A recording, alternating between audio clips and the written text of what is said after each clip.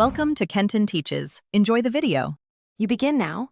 Check that your Xbox Series X has the latest update and that your JBL headset supports the connection method you plan to use. If using wired 3.5mm, make sure the controller has no debris and the cable is secure. If using a USB dongle or Bluetooth adapter, confirm battery and LED pairing mode.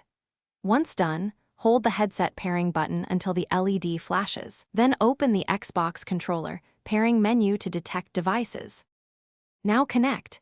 If you chose wired, plug the 3.5mm into the controller and confirm the console routes chat and game audio to the headset.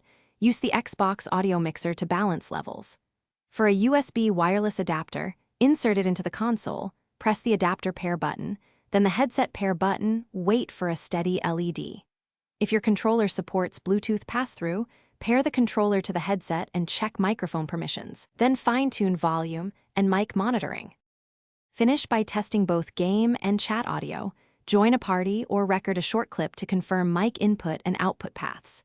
Make sure headset firmware is current and controller audio settings are correct, and replace batteries or recharge as required. If things go wrong, repair the devices, try a different USB port or the wired 3.5mm fallback, and power cycle the console.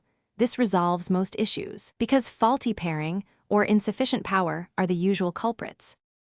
Thanks for watching. Please subscribe if this video was helpful.